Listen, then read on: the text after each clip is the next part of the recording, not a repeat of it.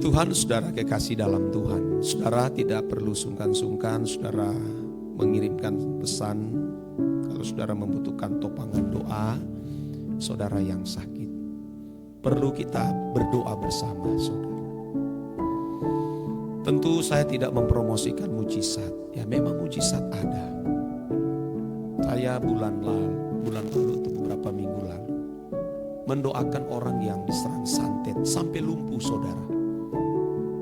Tinggal digotong. Padahal rencana mau bawa ke rumah sakit, sudah dirujuk ke rumah sakit. Sudah mau dirujuk. Tapi karena mereka kenal saya, mereka akhirnya coba singgah dan berdoa. Setelah saya doakan, disembuhkan hari itu juga. Dia bisa jalan.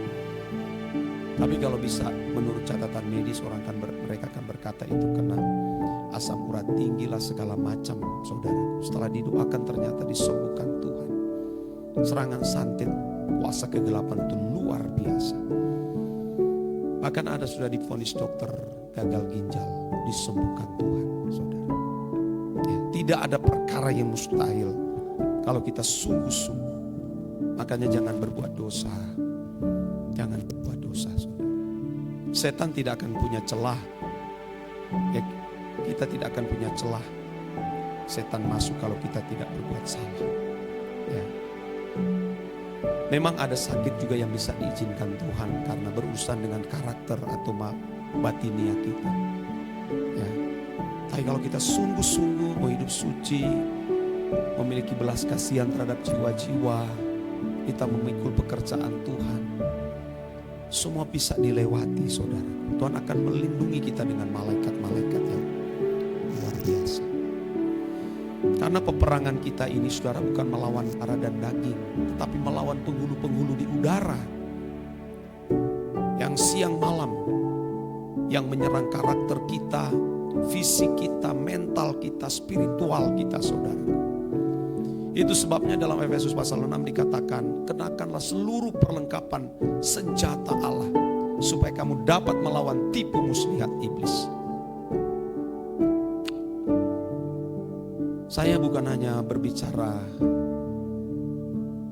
ya, menyampaikan suara kebenaran, tetapi melihat fakta di lapangan banyak orang terikat.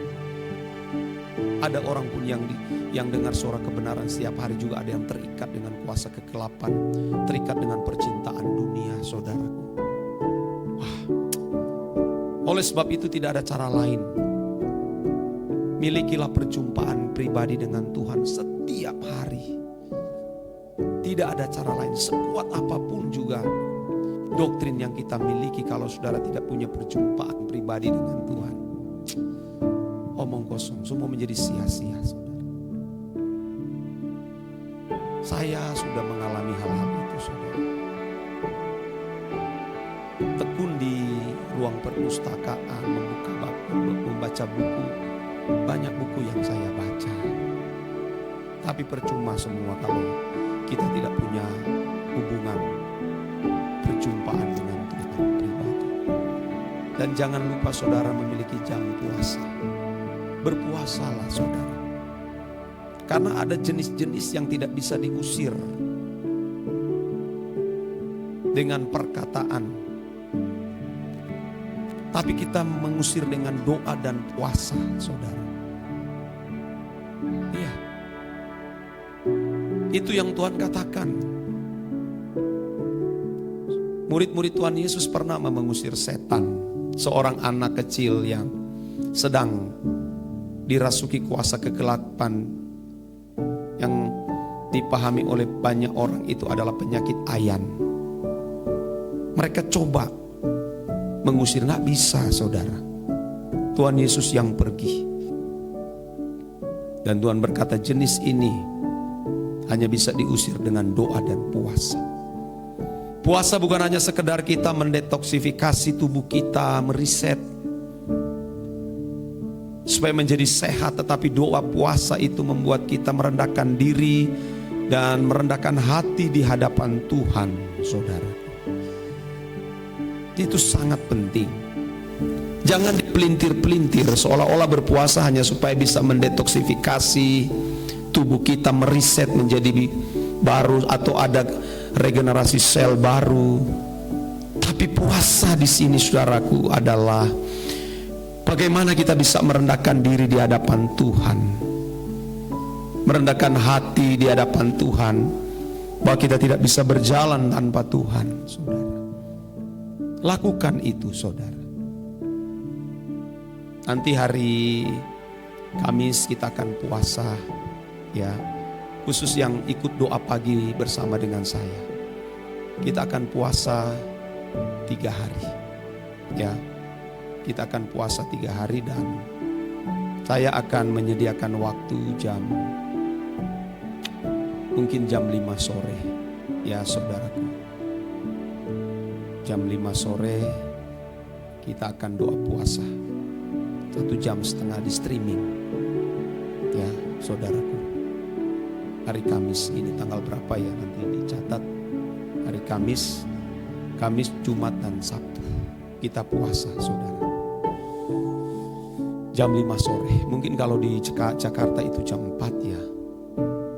Atau mereka masih sibuk kerja itu ya. Itu yang saya pikirkan lagi. Nanti saya tampilkan di slide atau disampaikan pada besok nanti ya. Ya ayo kita terus berjuang, saudaraku, dengan sungguh-sungguh.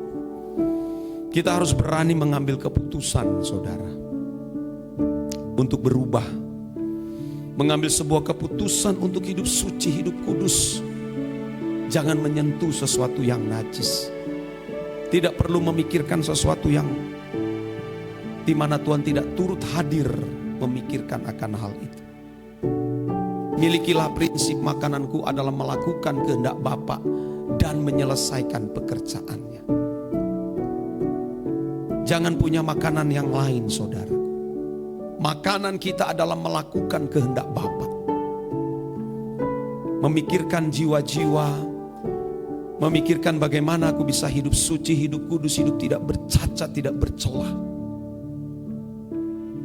Tentu saudaraku, saya harus menjadi role model bagi saudara yang mengikuti doa pagi setiap hari. Harus menjadi role model karena di zaman ini mengalami krisis kepemimpinan Kristen, saudara. Bahkan ada yang pernah curhat. Dia sampai akhirnya jemaat itu memilih pindah ke agama lain, saudara. Karena dia sudah keliling gereja-gereja, tidak menemukan pemimpin Kristen yang menjadi teladan. Yang orientasi berpikir hanya karena uang katanya. Hanya bagaimana organisasi menjadi besar, sibuk dengan kegiatan-kegiatan, tapi tidak memikirkan keselamatan jiwa. Akhirnya saudara, menyeberanglah dia. Seperti si bungsu yang menyeberang, tidak kembali lagi. Sayang saudara, itu saudara kita. Krisis kepemimpinan Kristen. Tentu saya tidak mengatakan saya sudah sempurna, tapi saya tahu, saya belajar. Saya belajar etika Kristen. Saya mempelajari kepemimpinan Kristen, saudara. Bagaimana menjadi pemimpin Kristen yang ideal. Menjadi pemimpin Kristen seperti Tuhan Yesus itu tidak mudah. Tidak mudah, saudara. Karena kita bukan hanya menghadirkan bagaimana kita cakap membedah Alkitab, tapi bagaimana bisa menjadi contoh. Ini pergumulan berat sebagai pemimpin Kristen. Menerima jemaat dengan keadaan apapun mereka. Saudaraku, itu tidak mudah, saudara. Seperti Tuhan Yesus yang mengulurkan tangannya kepada semua manusia. Kepada wanita yang mengalami lelehan darah, yang tidak boleh disentuh oleh orang Yahudi yang beragama Yudaism karena dianggap najis. Tuhan mengulurkan tangannya. Kepada seorang pelacur, wanita pelacur yang berjumpa dengan Tuhan Yesus di sumur Yakub, bagaimana Tuhan Yesus mengulurkan tangannya. Kepada orang kusta, Tuhan hadir di tengah-tengah mereka. Orang buta, ini orang-orang yang terbuang, saudara, yang tidak dianggap, tidak dipandang. Nah, bagaimana kami sebagai pemimpin-pemimpin Kristen, dan saudara juga adalah pemimpin-pemimpin Kristen di keluargamu, di gerejamu, mengulurkan tanganmu kepada mereka. Tanganmu terbuka atas mereka semua, saudara. Tidak boleh memilih-milih. Tidak boleh, semua harus sama. Dalam perumpamaan Tuhan mengisahkan ada domba yang hilang, ada dirham yang hilang, ada mutiara yang terpendam. Semua harus dirangkul, saudara. Karena ada nilai jiwa yang kekal di dalam pribadi masing-masing orang tersebut. Maka di pelayanan ini, saudara, yang saya garap itu adalah batinia manusia. Kita sudah tidak ada di level kulit, tapi batinia. Supaya kita, saudara, ketika berada di hadapan Tuhan, Tuhan tersenyum melihat manusia batinia kita. Karena Paulus berkata, sekalipun manusia lahiria kami, manusia fisik, jasmani makin hari makin merosot, makin hancur, tapi manusia batinia kami makin hari makin diperbaharui.